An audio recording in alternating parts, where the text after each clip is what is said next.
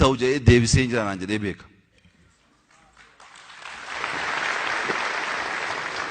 Oromoon rakkatinaa kan nu arrabsu guutee maaliif nu arrabsuuf yeroo balleessitu sin? Diinni guuteeraam. Woo dandeessan nu eebbisaa, dadhabnaan dhiisaa.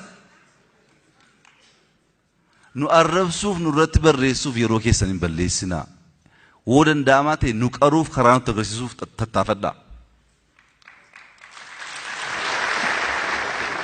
Akkaataa kanaan woo deemne gaariidha. Amma ji'a 3 ji'a 4 booddee eeggadhaa.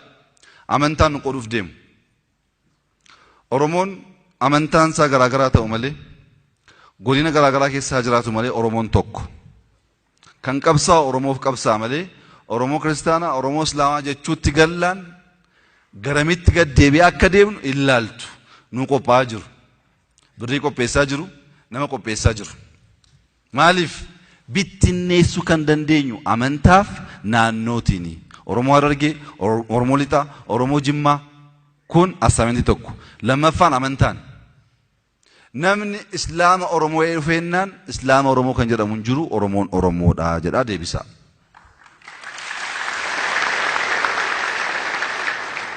Amantaan waaqeffataa ta'uu danda'a, kiristaanaa ta'uu danda'a, Islaama ta'uu danda'a, kan nu tokkoomsu Oromummaadha. Kana kan diigu diina Oromooti. Kan diigu bitameeti. Kana baraa. Maallaqa guddaatu kanaaf qophaa'aa jira. Namoonnis qophaa'aa jiru. Hin dhageessu. Ji'a muraasa booddee garuu Oromoon hubachuu qaba kan. Salphisnee ilaaluun gaarii miti. Injifannoon kun aarsaa guddaatiin dhufe. Aarsaa kana kan kaffale uummata Oromoon guutuudha. Hunduu gahee akka qabutti hubachuun baay'ee barbaachisaa ta'a. Akkaataa kanaan woo deemne gaariidha. Waa'ee Finfinneetti yaadaa jirtu, waa'ee arbaanaayizeshinii lammaan waan deebiseef hin deebisu hunduu hin deebi'a. Yeroo isaatti waan ta'uuf hin jiru. Hin shakkinaasa. Balbala keessan banaa, qofaa keessan hin dandeessanii yaadichi baay'ee gaariidha. Balbala akka ODP kan bane paartiin tokko Addawaawii keessattis Addawaawii alaas biyya kana keessa hin jiru. Hin jiru. Yaa'ideen gaddaa nama koree giddu galeessaa dhaabaa kan ture dhibbeentaa 70 baasee humna haaraa kan gashe eenyu? Milkeessaan ODPdhaa? Taayyeen ODPdhaa? Eessaa dhufee gale? Balballi banameennaan gale. Humni haaraa galuu waan qabuuf. Kamaal kaabinee miti har'a? Abbabeen kaabinee miti har'a? Waa'ee balbala banuu ODPtti mun dogongora. Maaliifi kaabineen mootummaa naannoo Oromiyaa woo xiqqaate dhibbeentaan 80 hayyuudha. Miseensa ODPyyuu miti. Balbala keenya garmalee banneetu Oromoo gashaa jira. Maaliif? Kan hunda keenya waan ta'eef. Meebii gammachuun jechuu kan barbaade kana caalaa walitti dhufuu qabnaa woo ta'e dhugaa keeti. Kana caalaa walitti dhufuu qabnaa, wal ijaaruu qabnaa. Oromoon Oromoo dhoowwuu hin qabu. Oromoo keessaa kan jibbamus kan jaalatamus hin jiru. Hundi keenya tokko walammachuu qabna, mari'achuu qabna, waliin taane waan jalqabne fiixaan baasuu qabna jennaan inni sirriidha. Isa jalqabne kana dagattee jennaan garuu hin ta'u. Hojii guddaa hojjenne wanta fe jiraannaan itti fufuudha. Isaan wal qabsiisteetu mariin kun dhaabbilee biraa, dhaabbilee jaarmiyaalee maqaa Oromootiin ijaaraman abaaruu fi kan jette baay'ee dogongorte. Eebbisuuf, gorsuuf, karaatti agarsiisuuf. Uummanni Oromoo abaaru. Eenyuun abaarraa? Of abaartaa? Akkamitti ta'a? Haa mari'annu wal gorsuu qabna kan jenneef hunduu keenya waan ta'eef malee asitti ODPdhaan eebbistanii isa kaan akka abaartaniif miti. Hunduu keessanii hunda gorfachuun hunda walitti qabuun hojii keessani.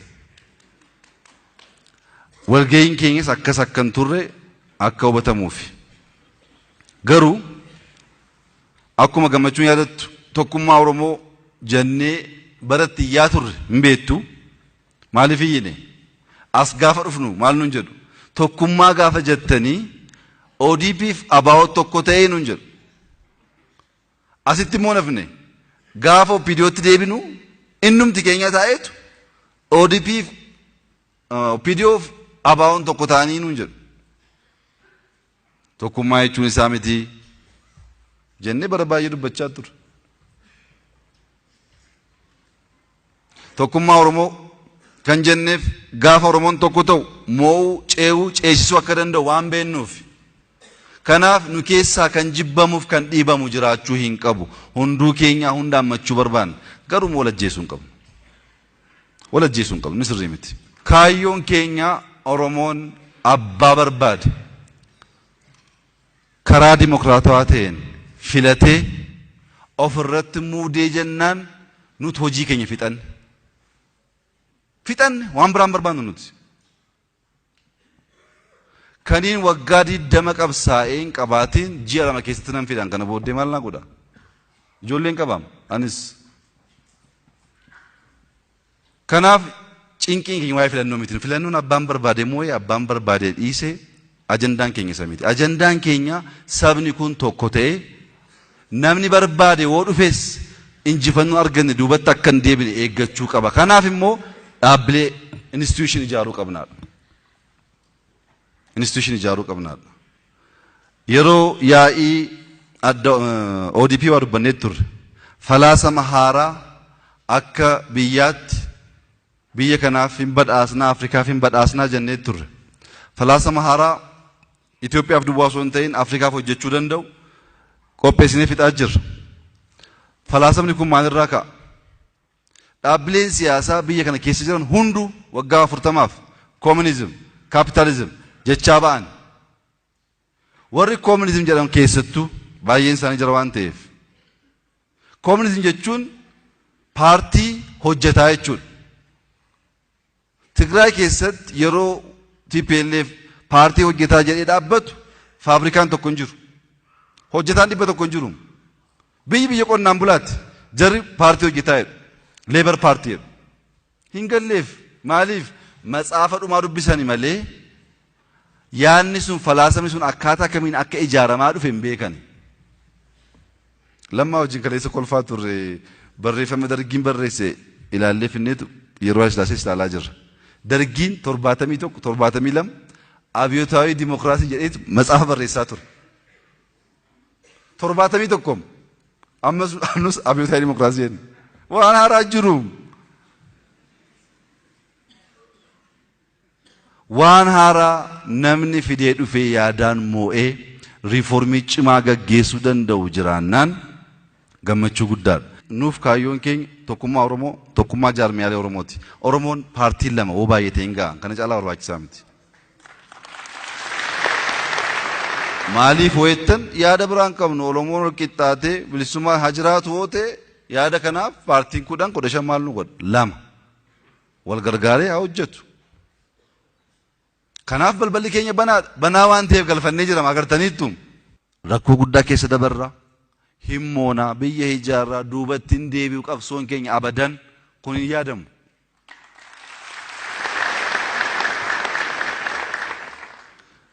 Dhumarratti dhufuu keessan mari'achuu keessan wal arguu keenya baay'een gammadaa. Wal arguun keenya isa kaan abaarree isa kaan eebbisuuf miti. Hunduu keenya wal gorsinee wal ijaarree waliin taanee waan jalqabne fiixaan baasuu fi abaa'uunis keenya ofii kunis keenya namni jibbinu hin jiru akkasitti yaadina. Wallaggis keenya jimmis keenya Oromoon kan Oromiyaa duwwaa osoo hin ta'in isa kaanuu bulchaa jira. Garuu qalbii jijjiirran. Wala hubannu wala jeesuuf deemuun sirrii miti. Wal hubachuun gaariidha. Hunda dubbannee finnu gara fuulduraas mari'annee waan jalqabne fiixaan baasuuf gahee keenya taphannu waliin taanee injifannoo jalqabne bulchachuu akka dandeenyuuf hundaa ol tokkummaa Oromoo irratti xiyyeeffannee haa hojjennu ulfaadhaa jechuun barbaada.